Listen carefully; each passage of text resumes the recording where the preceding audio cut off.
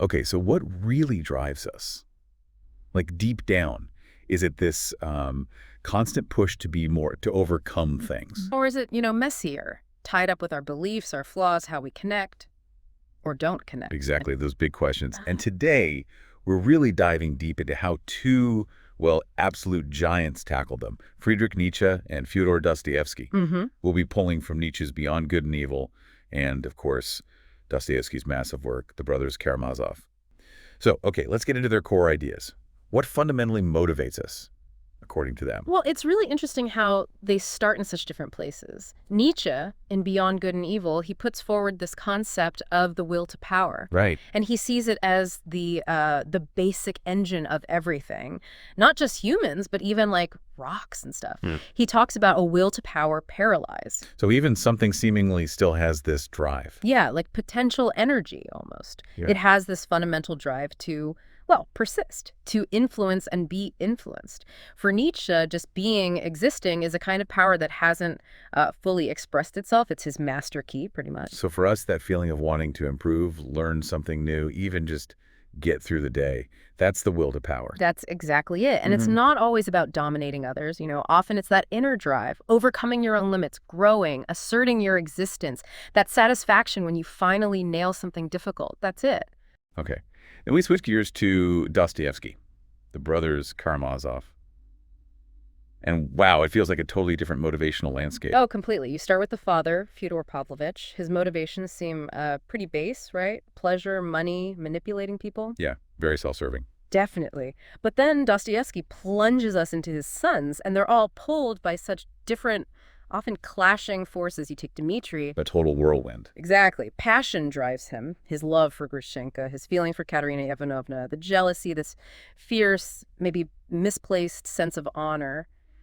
It all fuels these really impulsive, sometimes self-destructive actions. I remember his shame about the money, how reckless he was with both women. It's a messy mix. A very messy, very human mix. Then you have Ivan, the intellectual. His drive seems to be this relentless search for intellectual honesty, even if it destroys his own peace of mind. His article on the church courts, those agonizing talks with Alyosha about God, about children suffering. It's like he has to confront the biggest, ugliest questions. Mm-hmm. He really does. His intellectual struggle itself becomes his primary motivation. It's a fascinating contrast to, say, Alyosha. Right, Alyosha. Motivated by something else entirely. Faith, compassion. His actions spring from this deep belief and a desire to connect, to ease suffering. It's a stark contrast to the self-interest or intellectual turmoil driving the others. It's like Dostoevsky gives us this gallery of incredibly specific human hearts, while Nietzsche's looking for the one universal blueprint underneath. Okay, what about morality and intention? Nietzsche really questions if our good intentions matter that much. He absolutely does. In Beyond Good and Evil, he sort of attacks what he calls the morality of intentions. Yeah. He thinks we focus way too much on what we meant to do, and we ignore the actual results or maybe the deeper unconscious drives that were really pushing us. So we're basically letting ourselves off the hook too easily with, I meant well. That's a good way to put it. He suggests the unintentional bits of an action, the stuff we didn't plan, might actually be more important, more revealing. He sees intention as just like a surface sign, something you have to decode. And he even says it might mean almost nothing by itself. So what is important then? The outcome, the strength behind it. It's more about the underlying character, the forces that manifest in the action, not just the thought beforehand. He talks about moving towards an extra-moral period. Beyond good and evil, literally. Yeah, but not meaning chaos or anything goes. More like a time where individuals, the strong ones, create their own values based on this will to power, this self-overcoming, rather than just following the herd's morality. It really makes you think, where do my own values come from? Okay, that's a heavy idea. How does Dostoevsky handle morality and intent? His characters seem absolutely tortured by their thoughts and intentions. Oh, completely. For Dostoevsky, the world is soaked in moral significance. Intentions good, bad, mixed, and their consequences, intended or not, are, well, everything. The murder of Fyodor Pavlovich is the perfect storm. Right. Dmitri wants to kill him, or says he does, threatens him. He absolutely does. He's filled with rage. The intention is arguably there in the heat of the moment, but someone else does the deed. And then Dmitri gets caught in the web anyway. Exactly. His passionate, though ultimately unfulfilled, intent helps create the situation, but the actual murder comes from somewhere colder, more hidden. It shows that huge gap between intent and outcome, and the massive weight of guilt and responsibility. And it's not just the murder plot. Think of other characters, like the woman confessing to Father Zosima. Yes. Dostoevsky dives so deep into that internal struggle, the weight of past actions, past intentions, the search for redemption. For him, intent definitely matters, but so does the internal battle, the consequences, the spiritual dimension of it all. It's much more visceral than Nietzsche's philosophical analysis. Yeah, Nietzsche feels like he's observing from a high tower, dissecting it. Dostoevsky's down in the mud with his characters. Okay, let's shift a bit.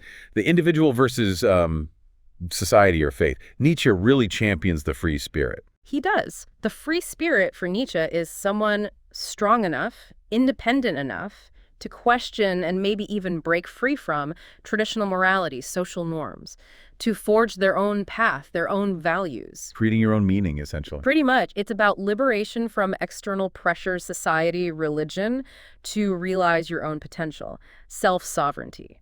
And Dostoevsky Yeah. offers a very different path to meaning, doesn't he? A very different one. In Karamazov, the individual is deeply, deeply woven into a social and spiritual fabric. Faith, particularly Christian faith, is central. Look at Ivan again. His rebellion against faith, the Grand Inquisitor story. Exactly. That story is incredibly powerful. Ivan uses it to argue against God, against faith, highlighting the tension between, individual freedom and the security offered by religious authority. It's chilling, the idea that humanity might actually prefer comfort over real freedom. It is. Dostoevsky worries about unchecked individualism. He emphasizes our need for connection, for shared values, often found within that faith framework. Then you have Alyosha embodying that faith, influencing people through kindness, and Father Zosima's teachings. Love, forgiveness, everyone being connected. Right. It's all about interconnectedness. So Nietzsche sees freedom in breaking away, while Dostoevsky explores the struggle within connection and faith. So Nietzsche's ideal. Lone eagle soaring above. Dostoevsky's. Yeah. The individual grappling within the messy, complicated family of humanity. Okay, last big area. Psychological depth.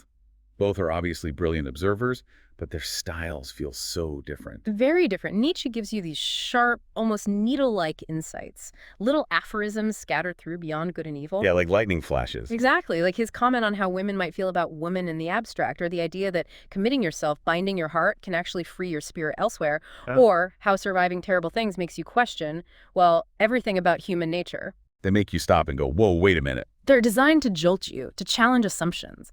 Very intellectual, very probing. And then Dostoevsky, he just dives in head first. Oh, he's the master of the deep dive into the psyche, isn't he? The Brothers Karamazov is just... Yeah. Wow. The raw exploration of conflicting emotions, hidden motives, our capacity for both incredible good and, frankly, terrifying evil. Dmitri's turmoil over loving two women. Ivan's intellectual agony leading to his breakdown. Even Fyodor Pavlovich. He's repulsive, but Dostoevsky makes him complex, almost pitiful at times. He lays bare the contradictions, the chaos inside us. You don't just observe his characters, you feel their struggle. Yeah, you feel like you're living inside their skin. It's incredibly immersive, intensely emotional. Very different from Nietzsche's more detached observations. So yeah, summing up, you have Nietzsche, laser-focused on the will to power, questioning morality, pushing for individual self-creation. And Dostoevsky, plumbing the depths of morality, faith, relationships, showing us the human heart in all its messy, contradictory glory. Two powerful lenses. Absolutely. And it really makes you wonder, doesn't it? Looking at your own life, the world around you, which lens feels more accurate? Mm-hmm. Do you see more of that Nietzschean drive, that push for power and overcoming? Mm-hmm. Or do you relate more to Dostoevsky's characters, wrestling with right and wrong, with faith, with connection? It seems like both offer crucial insights, even if they point in different directions. Which leads us to maybe a final thought for everyone listening. Considering these two massive perspectives, how do you square that circle? How do you reconcile the drive for individual power, for self-overcoming, with that deep human need for connection, for morality, maybe even for faith? Where do you see the balance or the tension in your life, in the world? Something to chew on, definitely.